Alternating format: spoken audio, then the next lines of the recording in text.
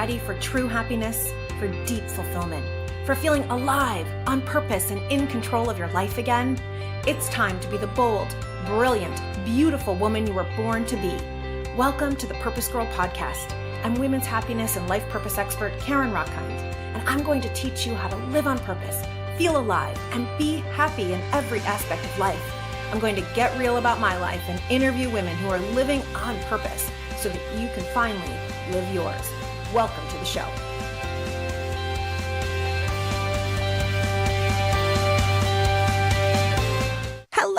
Hello, Purpose Girls. Oh my goddess, I am so excited. I just announced my next goddess retreat at the Versace Mansion is coming up in August 2019. I am like beyond, because the Versace Mansion is just so glorious with all of the goddess fountains and tiles that were flown in, that Versace flew in from Europe and the Mediterranean. And just the retreat is so connecting, and as sisters, it's just incredible. But I have to tell you that I've had several women say to me, I don't really love the word goddess. Why do you use that?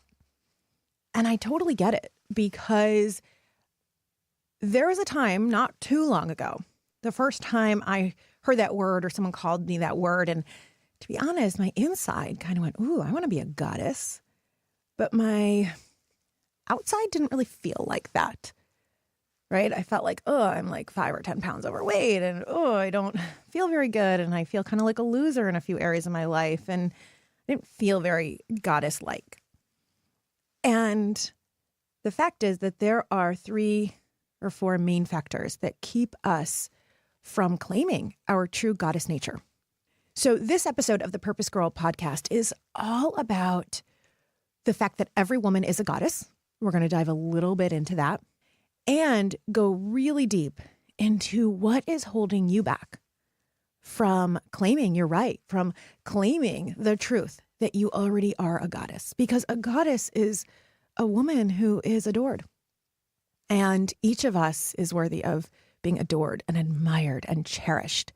And it begins, of course, with adoring and admiring and cherishing ourselves. So that is what today's episode of the Purpose Girl podcast is all about. And I cannot wait. And you are going to want to stay tuned until the end, because I have purpose power tips for you and an incredible invitation coming up for my Purpose Girls out there. But first, of course, I want to read the review of the week. This one is coming from Anna McKay in the United States. She says, feeling inspired. Love, love, love this podcast. I just started listening today and I'm already 6 episodes in. Oh, I love binge listening. Thank you. Start from the beginning and you'll fall in love with it too, Anna says. So thank you, Anna. You seriously have made my day, and all of you leaving reviews, just you have no idea what it means to me, because each of you leaving a review tells me that me living my purpose, right? You all know I survived being robbed at gunpoint and miscarriages and so much. And when you leave a review and you let me know that what I'm doing matters to you, I know that all of my life, everything I've been through has been worth it. Also, please pause. If you have not yet left a review, please pause the podcast for literally 60 seconds. Hop on over to Apple Podcasts or your favorite podcast listener and just leave 1 sentence of a review and a 5-star review. It would mean so much to me, because when you leave reviews, that is how women all over the world are finding us, and we're growing our Purpose Girls community. So, okay, let's get back into goddessing. This will be my 4th year doing this particular goddess retreat at the Versace Mansion. And the first time that it was announced, some people were like, ugh, I don't really love that word. It doesn't really feel very good. Like, some people said to me, it sounds kind of cheesy. Some people thought it sounded kind of like tween, that's something that like maybe 15-year-olds say to each other. And some women just said, I just don't feel like a goddess. I feel gross, or I feel fat. I feel too much. I feel not enough. The whole range. And I totally get that. I totally get that. So interestingly, my girlfriends and I, my really close friends, I either call them goddess or I call them sister. So I have a group of, 3 other goddesses, three other sisters, soul sisters, that each of us is an entrepreneur in women's health in some way, and we're in a mastermind together. And I start most of my texts to them, and they start most of their texts to me and to each other with goddess or goddesses, comma, sisters, ... And the reason, right, the reason that we call each other that is to remind each other of who we are at our core nature. In fact, I'm taken off for New York in just a few hours here because I'm going to a women's program with my mentor, and there will be 900 women there, and we're going to call each other goddess. And I know that as I say this might, again, some of you might go squirming, feeling like this is cheesy or, just not loving. And some of you are like, yes, I want to be a goddess. I actually think that deep down, deep down, we all crave feeling like a goddess. Deep down, you might not be in touch with it. So just bear with me for a moment. But the truth is that when we look up the dictionary definition of goddess, and I did an episode on what it means to be a goddess about a year ago. And so I think you can go back episode 15 or 16. And I covered this in depth. But just as a reminder, if you haven't heard that episode, the dictionary definition of being a goddess, a woman who is adored, a woman who is admired, especially for her beauty. And some of you might be like, well, I don't feel very beautiful. In fact, I feel ugly, or I fill in the blank. And I totally get that. I totally get that, because there are messages everywhere in our society telling us that our hair color is wrong, right? You're not supposed to have any whites, any grays. You're not supposed to age. Your natural aging of wrinkles are bad or wrong. There are commercials everywhere telling us that the color of our lips needs to be changed, that our eyes need mascara or need, right, all these things to feel beautiful. Or I should say, to look beautiful. That you need to be a certain weight. You can't be too thin and you can't be too heavy, like whatever it might be. So we receive these messages from the time that we are little girls. I saw this amazing quote on Instagram just this week. A friend of mine posted, it said, we tell girls that they can be anything that they want to be.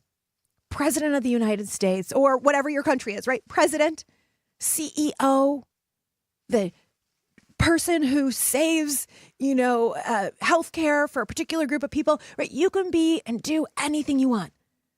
But then we tell her that her worth ultimately is in her looks. When I read that, my heart just sank, because I knew deep down that is indeed what we tell our little girls. It is indeed what we hear, because we do tell them, you can be anything, you can do anything. And even though you might not say to your daughter or niece or your friends' daughters that they have to look a certain way, of course not. You tell them that they are beautiful and perfect as is, and everything about them is wonderful, of course. And the majority of marketing messages out there, the majority of messages in the media do tell girls that in order to be loved, in order to be adored, in order to be admired, in order to feel like a goddess, you must look a certain way. And if you don't, then there is something wrong with you. And that is the fundamental issue of what is keeping us from claiming our goddess right. Now, fortunately, we're all adults here, right? So this is not about blame. This is not about saying, well, it's the media's fault and, or it's my parents' fault or it's my mom's fault. And there are lots of those stories. I mean, the stories I hear are so heartbreaking. My own story, I have actually had a pretty good body image my whole life, but I did grow up in a family that focused a lot on being thin. That this was like the gold standard, right? We are supposed to be thin people. And I got that message very clear in a million ways. And fortunately, it didn't lead to an eating disorder or anything like that for me. But it did lead that, let's say I gain 5 or 10 pounds. I look down and go, ugh, and I've got to really work with it, right? All the way to a client of mine whose mom took her to Weight Watchers when she was 8. 8, this sweet little girl. 8. And I look at her body now and she's gorgeous, right? I don't see anything wrong with her body. It's just that she doesn't have the Vogue model body because who does, you know? And the women who do, bless you. Yes, go for it, woman. So it's not shaming someone who has that body either. It's saying everybody, every woman is beautiful and worthy of adoration. So there are a lot of stories of shame. A friend of mine who was told, right, she couldn't have the cookies, but her brother could. I know that those stories. And what did that make her want to do? Just eat more cookies. And so I get it. I get the pain and the heartache of feeling like a goddess.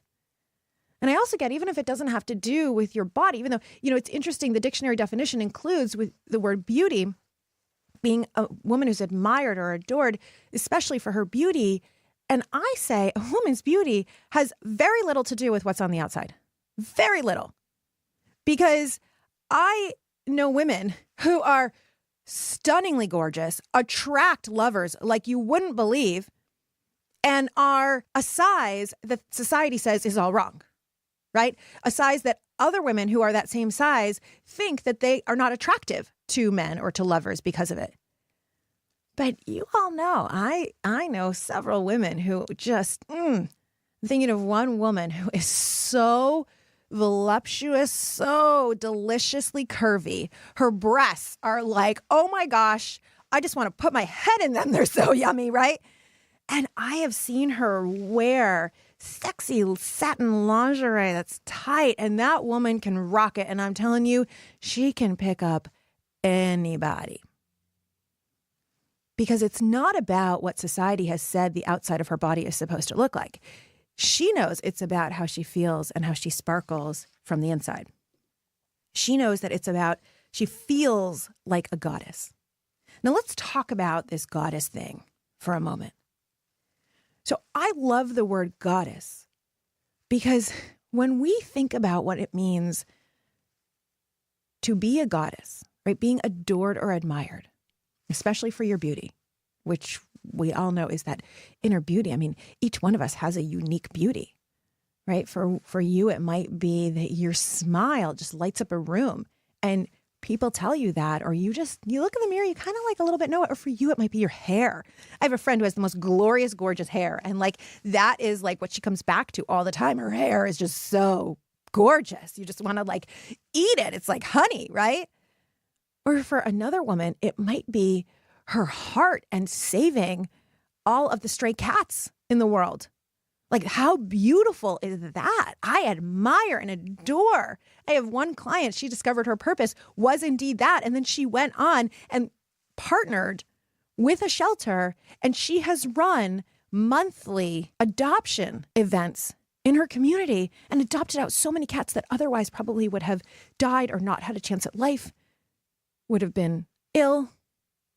And she is so stunningly gorgeous. Every time I look at her, she glows from living her purpose. And this is a woman, she doesn't wear makeup. She's very earthy. She loves mountains. She loves being outdoors. This woman is gorgeous. Right? And so no matter what choice we make to wear makeup, not wear makeup, it is about that inner self. So for you, is it hair? Is it your smile? Is it your purpose of saving all the cats? Is it that you're the person who genuinely is interested in being kind to everyone you meet and you genuinely love starting conversations with people? Is it your brilliant mind and that when you see a problem, you can solve it like no one's business? And you just love helping people solve their problems and you're just so good at thinking analytically. And that is just so hot. That is goddess-like. And so we need to understand that when we call each other goddess, what we're saying is, I see your true beauty. I see you in the highest form of yourself. I see how glorious you are.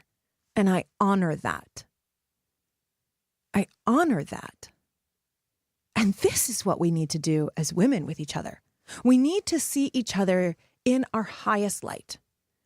That is not how we were trained, right? We were trained to take other women down. We were trained to pick other girls apart. I remember when my niece was in first grade. Oh my God, my heart just hurts thinking about this. She came home crying, and I was over, that the girls were picking on her for wearing Old Navy. She was 6. And she was in horrible tears. And I remember for the next couple of family get-togethers, while we were all connecting and laughing and talking, this sweet little girl, this sweet little niece of mine would just be laying on the ground. It was like she was depressed already at 6 or 7, whatever age that is. It just broke my heart. Right? So the girls were cutting her down for wearing a brand that maybe they didn't care for or love, or whoever taught them that. And I freaking love Old Navy, whatever, right? I love whatever you choose. But this is kind of what we're taught. And there is something biological to taking other women down. There's a kind of primal, who's going to get the man, who's going to get the best seed for their baby, right? There's like a primal competition. But it's beginning younger and younger. And what it means is that we grow up not realizing what a goddess we are, not realizing our full worth, not realizing how worthy we are of adoration, admiration, being cherished, being worshipped. Now, I want you to dig deep into yourself and ask yourself, truly, would you love to be adored? Would you love to be cherished? Cherished and adored for who you are, for your true self, for your essence, for your strengths, for your talents, for all that there is about you, not just the outside. Both and. Would you love to be worshipped a little bit? Because I'm telling you, girlfriend, it actually feels quite good to be worshipped a little bit. Now, again, your brain, right? We have like our insides, which is like our juice, which is our heart, soul, and what honestly comes from your pussy, yoni, whatever you want to call it, right? Coming from that sacred part of us that gives birth to other humans, or can, right? So this sacred part of us, that our pussies have 8,000 nerve endings in just the clitoris. We have as much erectile tissue as a man. And so this is a pleasure zone, and our insides tell us, "Ooh, I would love to be worshipped." Like, can you just imagine if you were, a partner, imagine the most delicious partner possible, he or a she or a them, whomever, greeted you at the door, and the lights were out and candles were just lining up the stairs. And there were rose petals just as you walked into the door, rose petals in front of you, and rose petals like a trail going up to the upstairs and into the bathroom. And then there were candles everywhere in the bathroom. And there was a bubble bath, a warm bubble bath with lavender scent waiting for you. Maybe a glass of wine or a cup of tea. And it smelled, the aromas were glorious. And someone just gently disrobed you and put you into the bath. And then took the little, spongy thing, the yummy, whatever that's called, and just gently loved all over your skin, your fingers, your toes, your forearms, your neck, without asking for anything in return, right? You don't have to then do anything for them. They just adored you and worshiped you. When I talk about being a goddess, that's what I'm talking about. And that's what every woman is worthy of. And that's actually an experience that I had recently that Josh did for me, and it felt so good. Now, an old me would have thought, oh, what do I have to do back for him? But I'm like, no, he just wants to adore me. And because he just wants to adore me, then at some other point, I want to do that for him, and I have. But there are things that get in the way of us feeling like we are worthy of such worship, worthy of such adoration. And I want to get into those things. One of the things that gets in the way is our horrendous, horrible, heartbreaking self-doubt. Just about every woman I know has some sort of self-doubt. So pause for a moment and ask yourself, how does it show up for you? How does self-doubt show up for you? Do you doubt your worth, which might look like you don't go for the raise, might look like you allowing other people, whether those are potential lovers or those are friends or those are people in your family, to speak to you and treat you in a way that you know is wrong, in a way that just feels bad? Does doubt show up for you every time you look in the mirror and you're focusing on your wrinkles or your blemishes or how one eye is smaller than the other or something? Or that you've got nose hairs. I've got nose hairs too, so we're good, okay? How does doubt show up for you? Because if we think about doubt, doubt means that we believe that there is some aspect of us that is not good enough or not worthy of what it is that we desire. And each woman I know, I mean, I think just about everyone I know has, or at least has had, right? They maybe have done the work, some aspect of self-doubt, feeling not good enough. And this can show up. One of my clients was so sunshiny. She was so unicorn-like and so like happy and always wanted to see the bright side and balloons and like everything was like a party every day. And she was told she was too much, right? Like tone it down. And so it doesn't just, it can look in all these directions. And then you start doubting, is my truth, is who I am okay in this universe? Is who I am okay in this universe? And researchers have actually found that we have there's like multiple versions of ourself, right? This is not schizophrenia. That's a different thing. But as simple as there is your true self, right? The unicorn, rainbow, for this particular amazing woman. And then there is that's her true self. Then there is the actual self that she puts out, or she used to until we met, that she put out in front of other people because she learned that if she showed her unicorn self, then she wasn't loved. And what we want is to be able, anytime you have doubt, chances are it's because some aspect of your true self at some point, someone, somewhere, or society told you that there was something wrong with you and your truth. And I want to shift that in this moment. I want you to go back to that little girl, or maybe it was your 20-year-old self who was rejected by a love, who told you that nose hairs are bad or something, whatever it might be. Or maybe it was someone who violated your boundaries, who sexually or physically violated you, and you learned to just doubt that you were worthy of love. Or maybe you had a parent leave you and then you feel like you're not worthy of someone sticking around. And I want you to go back to that younger self, because remember, we are every age we have ever been, goddess.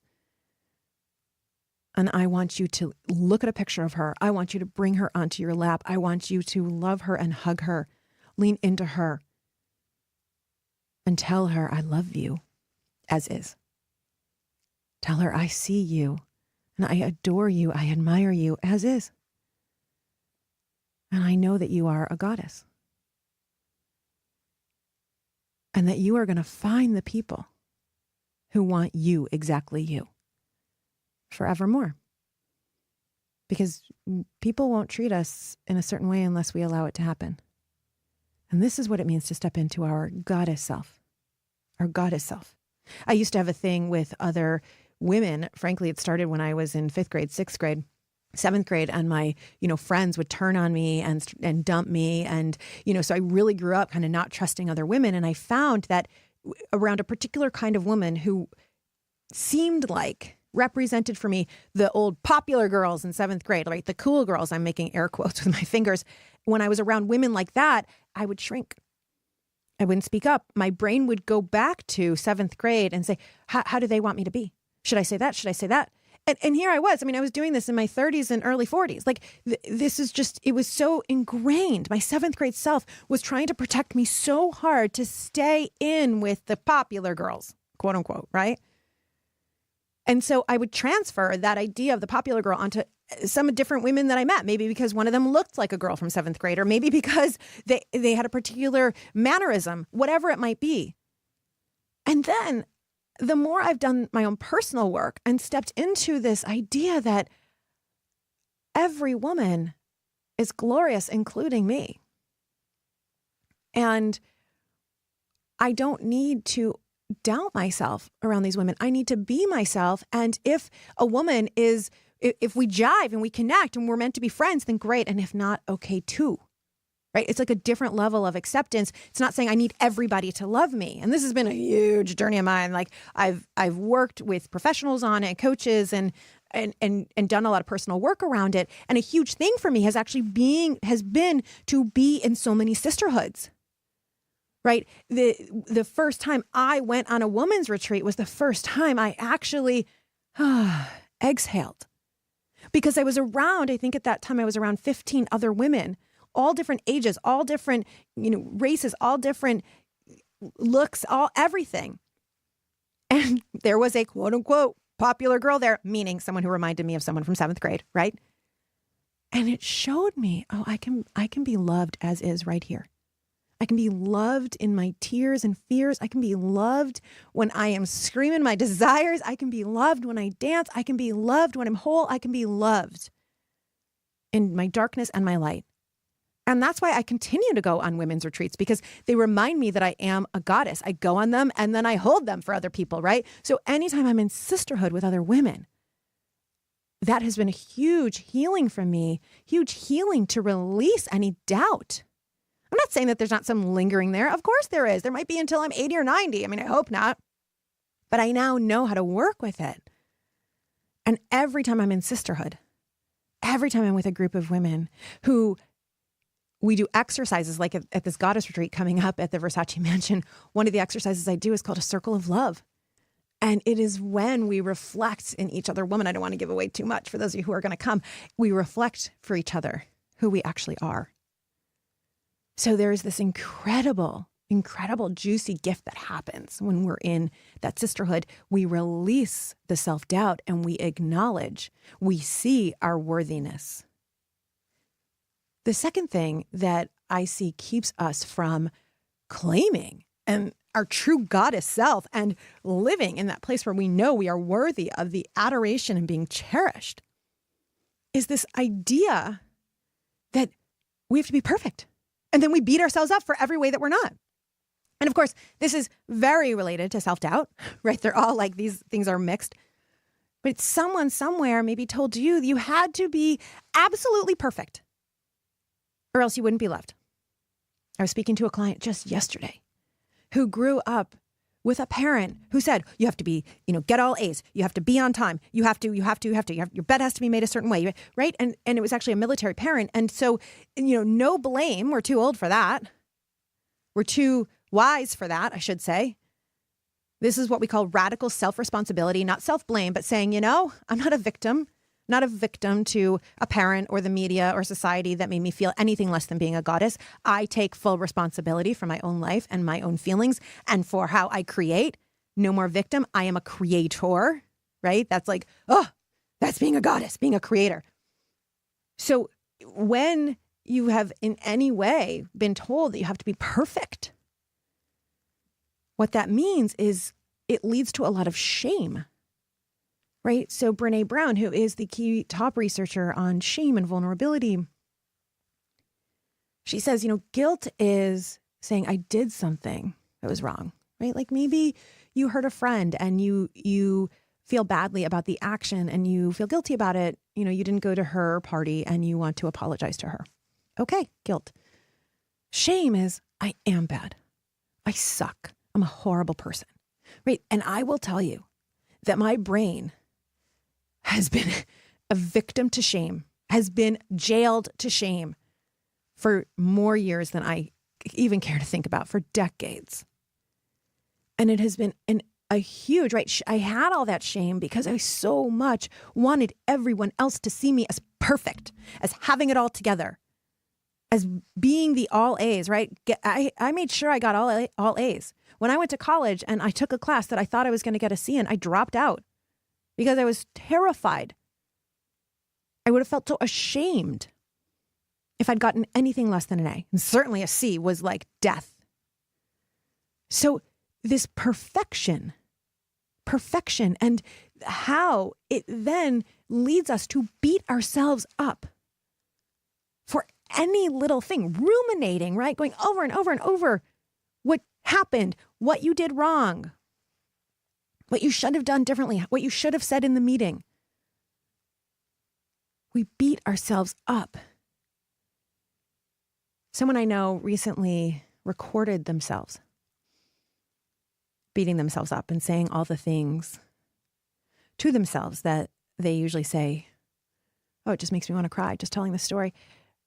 The things that they usually say just in their own head automatically, right? They don't even think about saying all these cruel things to themselves. They just say it. And they said it out loud into a recording, and then they listened, and she, whoa. Okay, she said, I'm committed now. Like, she now could really hear it. And so researchers show that the reason that we beat ourselves up, right? So research by Kristen Neff, who's the top researcher on self-compassion, she finds that we beat ourselves up, we're critical because we think it's going to make us better, quote unquote, better in the future. And what it actually does is make us not only feel worse, but perform worse. Because if someone is just telling you that you're a slob, that you're gross, that you're awful, that you're a terrible human being, you aren't in a place where you then want to go out and be your best self. Now, that doesn't mean we don't ever make mistakes. Of course, we want to be able to look at our mistakes and say, okay, I made a mistake there. I feel crappy about it. Oh, I wish I'd done it differently. So what would I do differently in the future, right? Rather than why? We want to go to what can I do about it? Again, no more victim, creator. No more pauper, goddess. Right? This is stepping into your true goddess nature. And it's not just saying, oh, my poop doesn't stink. No, of course not. It's being able to say, we're humans. We're fallible. We're going to make mistakes. We're going to hurt people's feelings and not mean it. We're going to fail at projects that we start. That is going to happen. It happens to me all the time. And I am still a goddess. I'm still worthy of adoration for trying, for putting it out there, for going for it, or for apologizing. And that it is my heart, my true nature, my essence, my soul that is worthy. And again, this is why I love being around other women, because the minute one woman goes, oh, I feel like I have to be perfect. I was, I was leading a women's retreat, and one woman said that, I feel like I just have to be perfect. The whole room went, like, oh, thank God, me too. It was like permission that we don't have to be.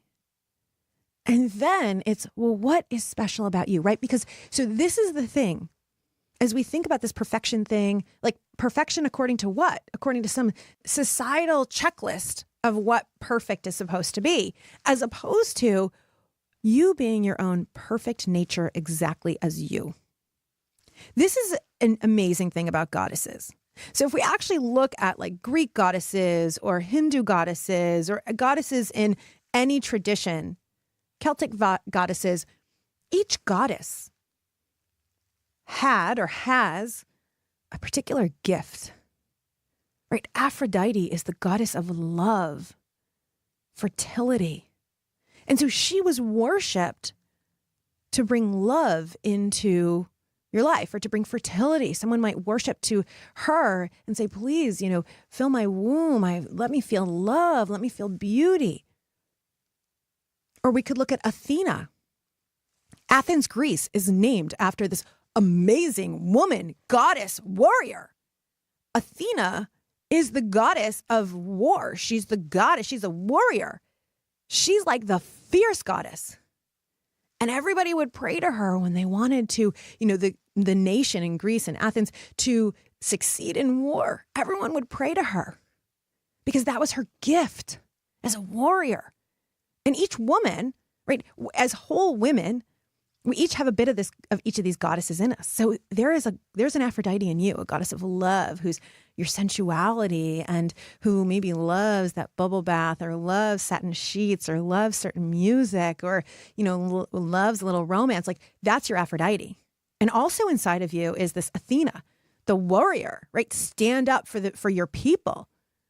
One of my clients was just telling me how there's a situation going on with her teenage son. And she said, no one is coming near my son. No one. Right. So she's like mama bear protecting. That's Athena. And we all have that warrior in us. So an aspect of being the goddess is, what are you the goddess of? What are your special, magical, juicy yumminess? What's your special gift? And gifts, and you might not know 100%. That's okay. This is where purpose comes in. This is what I love to do, is to really help a woman, excavate, discover, go deep into her true gifts, into your true gifts. So that you are the goddess of. I held a retreat in Greece last year, and the last exercise we did after being together for 5 days in gorgeous Mykonos, which is one of the Greek isles, and we had a pool and we went skinny dipping, and we also did deep exercises and ate incredible meals and had a personal chef come to our villa. I mean, the whole thing was extraordinary, and it was deep, and we cried and we hugged and we shared fears, and we, witnessed each other in the circle of love of who each other really, it was glorious. And these women came from all over the world, and by the way, still text each other constantly, right? It's been more than 6 months. And that's what I love about being in circle, going on retreat with women, is that you create a sisterhood that will be there and witness you and support you and cheerlead you and hold you for the rest of your life. It's incredible. So as we were in Greece, the last exercise we did was each woman claiming, I am the goddess of. And it was like, we did this particular exercise in this particular way that I kind of arranged it. And each woman would go up these steps and stand on top of the steps and said, I am the goddess of. And she found her true essence. It was so freaking glorious. And I'll tell you, one of them afterwards, in fact, they all have gone home to make incredible changes. One of them, just to share from her, she came home and she became so clear about who she is the goddess of and her purpose, that she started volunteering for an organization that really speaks to her here in where she lives in the United States. And she's become like a poster child for them. And now she lobbies in her state legislature on behalf of this organization. And then they just approached her to possibly work for them. And she's being quoted now in national news. Cosmopolitan magazine followed up with her a story about her because she's being the goddess that she was born to be. She's putting her true essence out. She is owning that she is worthy of her voice. She has a controversial voice, but she is out there actually fighting for reproductive rights in the United States. And she lives in the state of Alabama, which is a state that just voted to take away reproductive rights for women. And she is out there because she's being a goddess and knows that she's worthy of it. And she's receiving hate mail and hate notes on Facebook. And then I put on my Athena, my goddess warrior, and I, try to post back to these people and, to honor her. You don't have to agree with her, but honor her for speaking her truth. So this is us, right? This is our potential. Yeah, it's scary sometimes to be the goddess and to speak our truth and live our purpose. I get it. That's why perfectionism and beating yourself up, your fear brain, your reptilian fear brain created that perfectionism, created that beat yourself up mechanism in order to keep you from putting out your truth, because maybe somebody would be upset with you. Maybe somebody wouldn't like you for it. But all that does, when you listen to the fear, it just keeps you small, makes you feel unworthy, makes you feel depressed or stuck, and all of the above. And that's why we don't step into our goddess self, right? Because of self-doubt, because of perfectionism, because of beating ourselves up. These are the aspects, these are the fears that keep us from standing in our true nature. And our true nature is to be goddess. Goddess means a woman who is adored for her true beauty. And your beauty for this woman, she's beautiful on the outside. Every woman I see is beautiful on the outside. But this woman, for sure, beautiful on the outside. She actually was a former pageant girl when she was younger. Her true beauty, she is shining. She is glowing. She's making way more impact and receiving way more adoration when her true beauty, her true purpose is coming out as goddess. So this is the opportunity for all of us. This is the opportunity for all of us. And this is why I'm so excited about my goddess retreat coming up. It's called Goddess Girls. It's in Miami, Florida. It's coming up in August. And I will tell you what has happened in this retreat. It's a weekend that will change your life. And what has happened, a couple of years ago, a woman came on this retreat and was feeling rocky in her marriage and felt bad about her body. She'd gained a lot of weight. And one weekend of this goddess retreat at the Versace mansion with me, one weekend led to her over the next few months losing 40 pounds, reconnecting with her husband, and shifting her entire life. One weekend. The same weekend, about a year later, I think, a woman came and she just looked kind of grayed out. She was wearing a sweater. We were in Miami, Florida. She was wearing a sweater. She was so burnt out, exhausted from losing a loved one in her family, as well as hating her job, just feeling so drained from it, and being able to release that and be held in her fears and in her trauma and being held and loved, and then being seen in the other women, really seeing her true beauty and her glory. She left that job, right? This is one weekend. Afterwards, she left that job, went on to something else, and started like wearing these like glorious goddess dresses, and showed up the next year at the goddess retreat in this like flowy, beautiful, she was shining from the inside. It was like a total transformation. So one weekend in a glorious place with women who see you and support you, and with coaching to get so clear on your own goddess nature, makes huge transformation. I mean, another woman came to this retreat and ended up, a dream of hers was to buy an RV and travel around the United States. And after this retreat, she did. So one weekend really can change your life. And it's why I love going on retreats. It's why I'm leaving for New York in a few hours to go and do a retreat with my mentor. And it's why I hold them. And so I would love, love, love all of you out there to join me at this goddess retreat at the Versace mansion. I'm telling you, it is such a privilege to be able to be there. And I owe all that relationship to my husband. He's just built an incredible relationship with them that allows us to use this glorious space for each of you to feel like a goddess. And so you're going to want to go to PurposeGirl.com and go under the retreats tab, and you can learn about the Goddess Girls retreat there, or you could go straight to goddessgirlsretreat.com.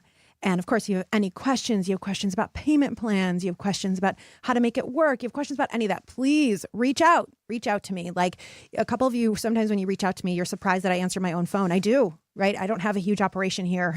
It's like just a couple of us on Team Purpose Girl. So please reach out. I would love to support you in really owning your full, glorious, gorgeous, beautiful, purposeful goddess self.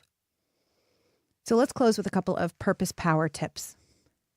Number one, identify what is holding you back from feeling like the goddess. Is it self-doubt? Is it perfectionism? Is it beating yourself up? And if you say it's my husband or it's my mom or it's, right, again, we want to take radical self-responsibility. We want to shift from victim to creator. That's being goddess, victim to goddess, really. And the way we do that is we say, yeah, mom really set me up for a shit self-image. Or yeah, my husband is not treating me the way I want to be treated. And the self-responsibility I'm going to take is I'm going to say, even though that is how my husband treats me, I'm going to treat myself as the goddess. I'm going to give that kind of bath to myself.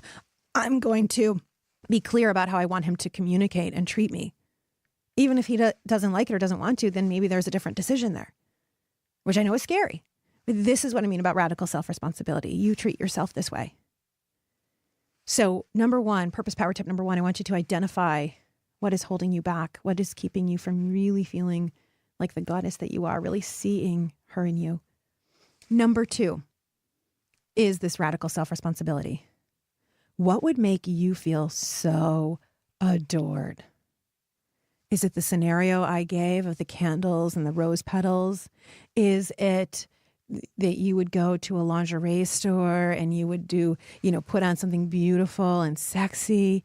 Is it that you would have a couple of men or women say adoring things to you? Like, what would make you feel so adored? And then I want you to do that to yourself. Even if what would make you feel adored is someone else saying something to you, chances are that means you need to be saying that a lot more to yourself.